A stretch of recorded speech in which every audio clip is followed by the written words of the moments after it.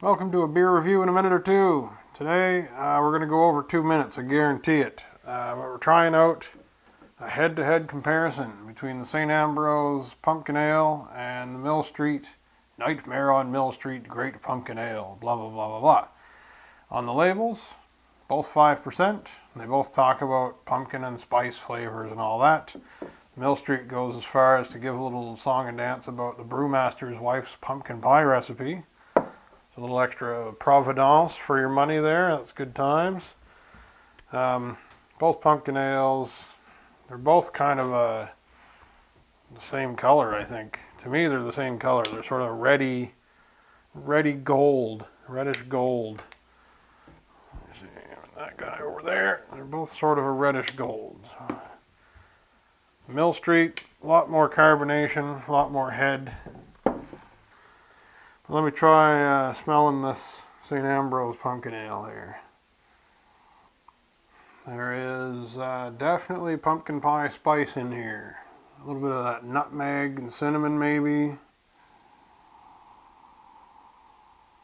I can sort of imagine some vanilla flavoring.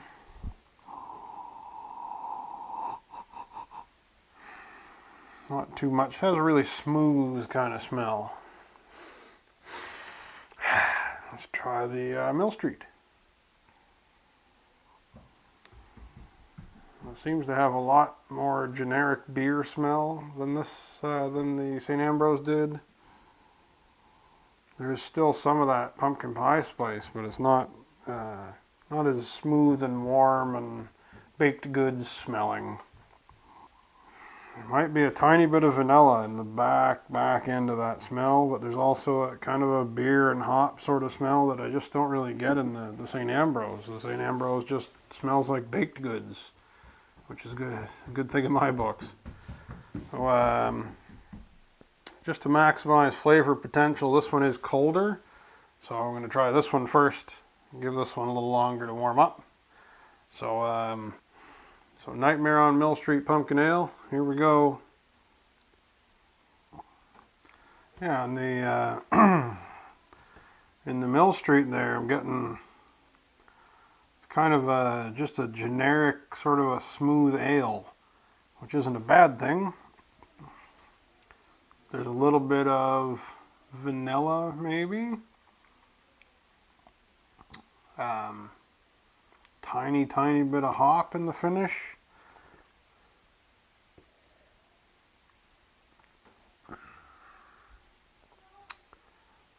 But there's very little of that pumpkin pie sort of flavor. Big on story, but kind of thin on the flavor. Let's come a little bit more eastward from Toronto to Montreal. Try out the St. Ambrose Great Pumpkin Ale. Yeah, there's immediate pumpkin pie flavors in this bad boy here.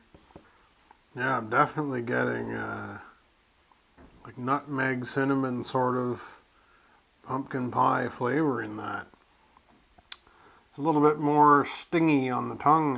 It looks less carbonated, but it has that carbonated bite more so than the Mill Street did. But I'm going to say this is the clear winner for me. That's very tasty. So this is it tastes sort of like a really respectable ale, but with a bunch of really nice pumpkin pie flavor. Like, I know that sounds like the marketing of these, pumpkin pie, blah blah blah, but definitely there is pumpkin pie flavor in this.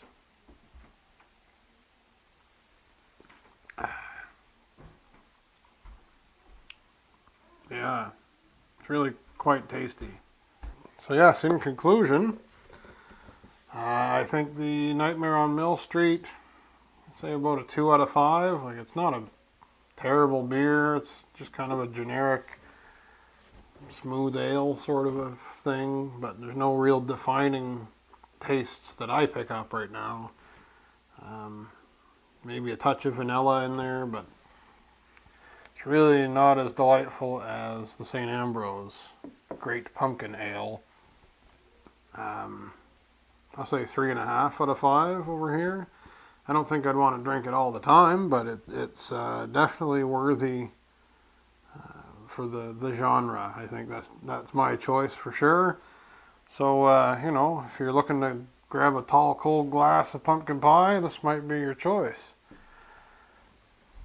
In any case, till next time I see you, you know, don't be an ass. Put them in a glass. Cheers.